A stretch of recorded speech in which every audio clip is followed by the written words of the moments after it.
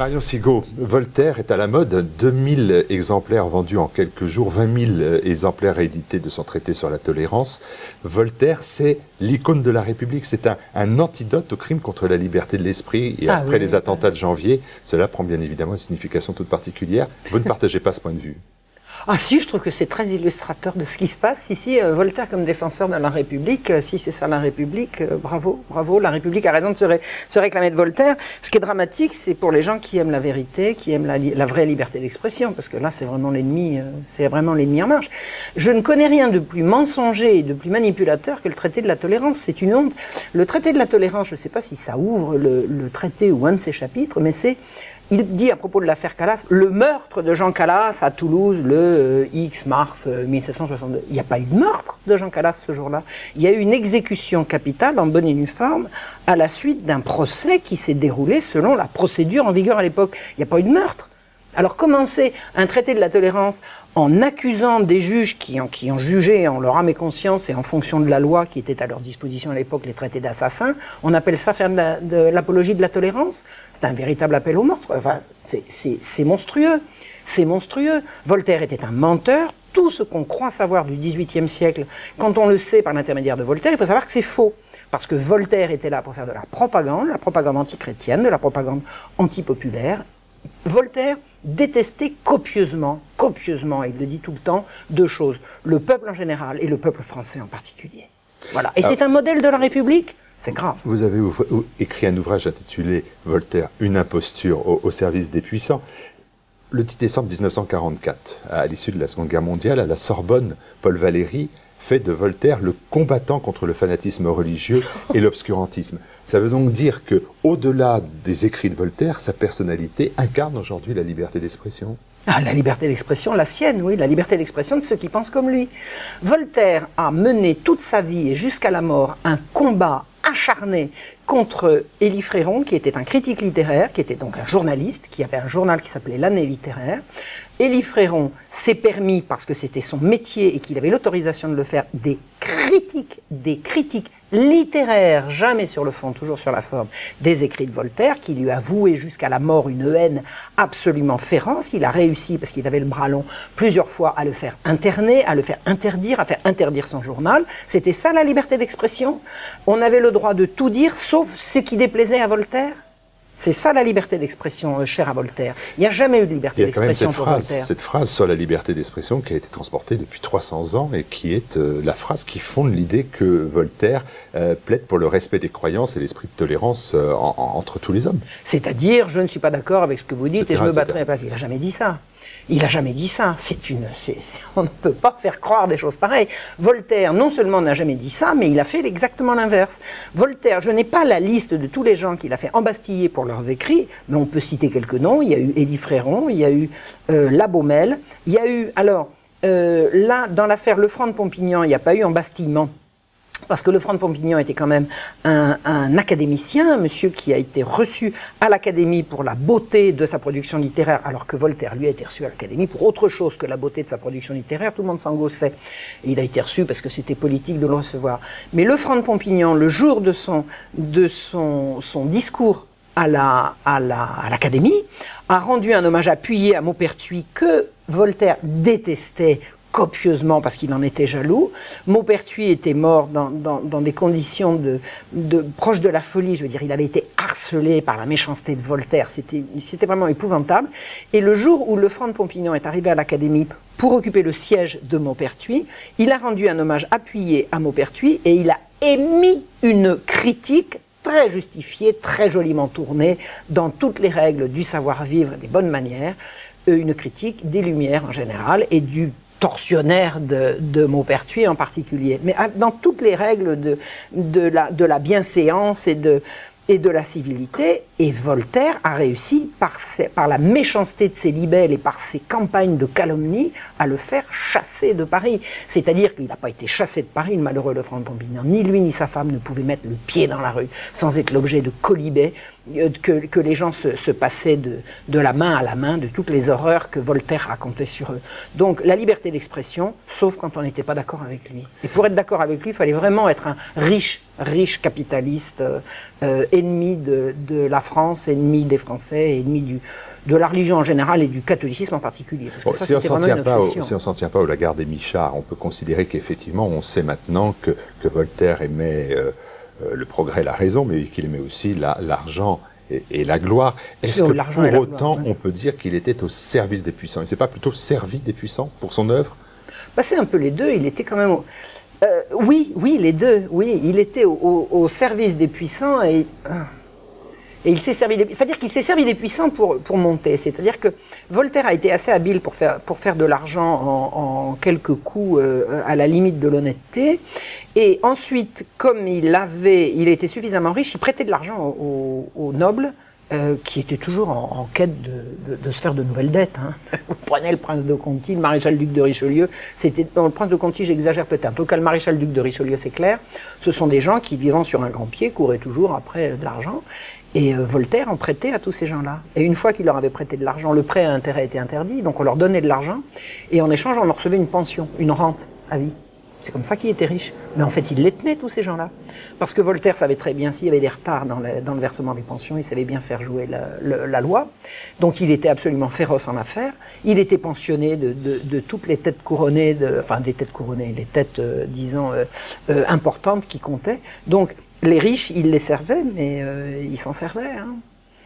Il s'en servait beaucoup. Et toute la propagande idéologique qu'a faite Voltaire, elle n'a pas tant été au service des nobles que de la bourgeoisie. C'est-à-dire que, idéologiquement parlant, Voltaire était un libéral. Voltaire voulait la libre circulation des grains, Voltaire voulait la fin Il voulait par exemple supprimer le dimanche.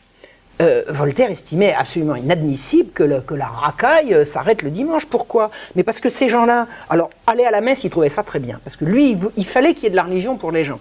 Il disait que pour le peuple, il fallait une religion de telle sorte que mon paysan et mon domestique, s'il s'imagine qu'il n'y aura pas un Dieu rémunérateur, viendra me voler mon foin et mon bien. Voilà. Donc il fallait que le peuple ait de la religion. Pas pour nous les gens bien, on n'a pas besoin de ça.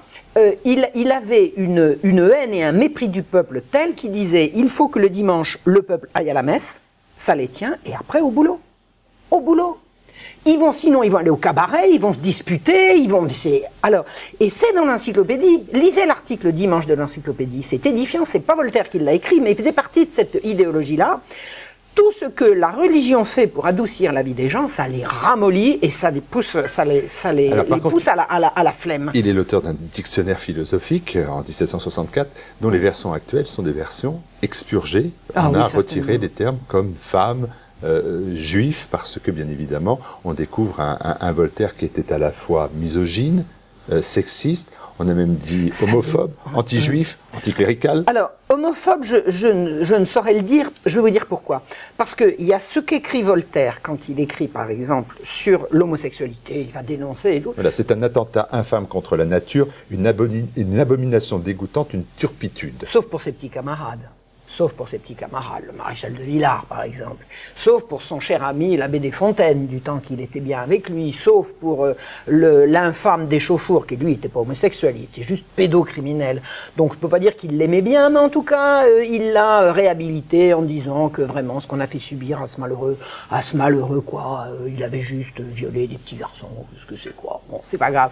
Donc il faut regarder, il y a le Voltaire public, c'est-à-dire il faut dénoncer l'homosexualité, il faut dénoncer par exemple l'impiété ça se dénonce, c'est très très vilain l'impiété. Et puis par en dessous, il y a ce qu'on dit aux uns et aux autres. Donc il a toujours été extrêmement ambigu concernant effectivement l'homosexualité, ou les femmes par exemple. Il disait, quand il voulait justifier qu'on massacre les Turcs, c'est parce que les Turcs étaient mal élevés avec les dames.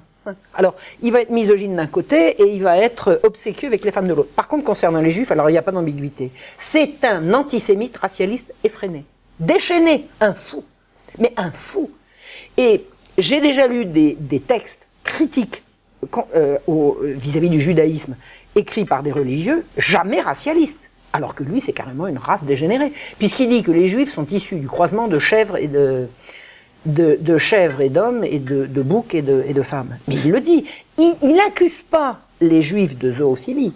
Il les accuse d'être les enfants dégénérés de croisement entre des boucs et des juifs. Attendez, c'est dans Voltaire, ça. Il dit que c'est le plus abominable peuple de la terre, et ça, il le met dans le chapitre tolérance du dictionnaire philosophique. Voilà, il faut être tolérant avec tout le monde, sauf avec eux. Alors, mais non, mais attendez, l'antisémitisme de Voltaire, c'est pathologique. Mais alors, est-ce que, fou, quoi. Comme il y a l'antisémitisme, il y a aussi l'anti-islamisme. Il dénonce le fanatisme de Mahomet. Et il dit de tous les tyrans, c'est le plus criminel. Et alors il dit, par rapport à ça, moi je suis chrétien. Voilà, alors on tire à boulet rouge sur le christianisme, sauf quand il faut tirer, il fait feu de tout bois, il déteste tout le monde. Ce type n'a de respect pour rien, pour personne, sauf pour ses intérêts. Et l'argent, il a beaucoup de respect pour les gens qui gagnent beaucoup d'argent. Il a du respect. Parce qu'on a aussi expliqué, justifié le fait qu'il attaquait les juifs ou l'islam, parce que derrière ces attaques, c'était en fait le christianisme qui était visé, dont il disait là aussi effectivement que c'était la plus absurde et la plus sanguinaire religion qui ait jamais affecté le monde. Oui. Ben, écoutez, il était empreint de haine contre tout. Il avait la haine de tout. Ce monsieur, vous savez, on combat la haine, il paraît. Il faudrait aller regarder ce que c'est que les textes de Voltaire. Quand il s'attaque à l'islam, ça sera avec la haine. Quand il va s'attaquer au christianisme, ça sera avec la haine. Quand il va s'attaquer au protestantisme, la même chose. Parce qu'il a défendu les protestants, oui, une fois qu'ils étaient morts. Mais les vivants, comment les a-t-il traités? Ah non, pas les banquiers. Mais les banquiers protestants étaient avant tout des banquiers. Est-ce que derrière votre dénonciation de Voltaire, il n'y a pas la dénonciation que vous avez toujours professée comme spécialiste du XVIIIe siècle, c'est la dénonciation du mouvement des Lumières, dont vous dites que c'était en fait pas le mouvement des Lumières, mais c'était l'obscurité dans le travail. Ce qu'on a appelé les Lumières, ce sont des gens qui se sont autoproclamés plus intelligents et plus brillants que les autres parce qu'ils ont remplacé la morale par le profit. C'est ça, les Lumières, et c'est pas autre chose. La raison, c'est ce qui fait que un homme, intelligemment, s'il défend ses intérêts particuliers, va être plus raisonnable que quelqu'un qui va défendre un intérêt collectif au nom d'une morale supérieure. C'est ça, les Lumières. C'est ça, les Lumières, et c'est pas autre chose. Et les Lumières ont ouvert la voie à quoi? Au remplacement de la morale publique par l'intérêt des puissants. L'intérêt des puissants. Et quand je dis Voltaire, une imposture au service des puissants, c'est pas un imposteur. Ça n'est pas Voltaire l'imposteur. Ce sont les gens qui en font la promotion. Mais cette promotion n'est pas d'hier. C'est en 1791 que Voltaire rentre au Panthéon. C'est quand même pas c'est la révolution bourgeoise. C'est quand même pas la révolution bourgeoise. C'est une erreur. Pas du tout, pas du tout. Les gens qui ont renversé la royauté, dont le chef, à savoir le roi, était là pour défendre le peuple, les intérêts du peuple, ces gens-là ont renversé le roi et ils ont mis à la place des gens qui défendent les intérêts des puissants. Ils ne l'ont pas dit, mais ils l'ont fait. La preuve, ils ont mis Voltaire au Panthéon. Et Voltaire, il a toujours eu des gens très intelligents pour le critiquer très intelligemment. On ne les a pas retenus. Tenez, Élie Fréron, par exemple. Il a écrit des choses remarquables sur Voltaire. Qui se souvient d'Élie Fréron? La seule chose dont on se souvienne concernant Élie Fréron, c'est que Voltaire a écrit, l'autre jour, au fond d'un vallon, un serpent piqua Jean Fréron. Il s'appelait Élie, mais pour la rime, on va dire Jean. Que pensez-vous qu'il arriva? Ce fut le serpent qui creva. Donc, moi, quand j'étais adolescente, quand j'ai appris Voltaire, je disais, il est drôle, ce Fréron était un triste cire. Non, c'était un grand journaliste, c'était un excellent critique littéraire, c'était un bon mari, un bon époux, un bon père, c'était un bon citoyen, c'était un bon catholique. Et qu'est-ce qu'on retient? Les sarcasmes de Voltaire? C'est une honte, mais les critiques intelligents de Voltaire ont toujours existé. Maintenant, il faut les exhumer. Ressortons Élie Fréron, et il y en a beaucoup d'autres qu'on pourrait ressortir. Tenez, Frédéric II, je n'ai pas de sympathie pour Frédéric II de Prusse, mais il a écrit des passages sur Voltaire monstrueux. Oui, je crois qu'il avait qualifié d'un mot définitif. Frédéric avait un jugement définitif sur Voltaire, il est absolument infréquentable. Et ce qui semble paradoxal, c'est que des années après cette rupture définitive où Frédéric a bien montré qu'il avait compris, il a quand même recommencé à entrer en correspondance avec Voltaire, et c'est là qu'on comprend qu'il y avait une espèce de pacte entre eux. Alors il y en a qui disent un pacte satanique, faut peut-être pas aller si loin. De toute façon, il y avait un plan de renverser le catholicisme, il y avait un plan de renverser un certain type de société à l'écoute des humbles et des producteurs surtout, parce que la France était un pays agricole et faire de la France un pays capitaliste, c'était sonner la fin d'une grande culture paysanne. Je pense que Frédéric et Voltaire, et évidemment certains autres, avaient un plan là-dessus. Et ce plan, c'est passé par le renversement du catholicisme. Voltaire est mort en 78, 89 c'est pas longtemps après. Bon, quelles ont été les premières mesures prises par la Révolution? Ça a été la libre circulation des grains, c'est-à-dire le libéralisme économique sur le pain du peuple, et tout de suite derrière, la mise sous tutelle des biens de l'Église, la privatisation, on appelait ça la nationalisation des biens du clergé. C'est une privatisation, c'est-à-dire c'est une spoliation. Ça a été vite fait. Voltaire, une imposture au service des puissants, c'est édité par une maison d'édition exigeante d'ailleurs, qui s'appelle Contre-Culture. Oui. Et je vous remercie vraiment d'être venu avec nous. Le prochain bouquin, c'est Voltaire encore ou c'est Rousseau? Non, ça sera pas Rousseau. On dégomme les uns après les autres. Oui, non, ça sera le retour au XVIIIe siècle. Il y a plusieurs projets en cours dont je ne veux pas parler. Par contre, ce que je peux vous dire, c'est que j'ai également une bande dessinée qui est sortie sur Dominique Cartouche et une autre sur Damien qui arrive.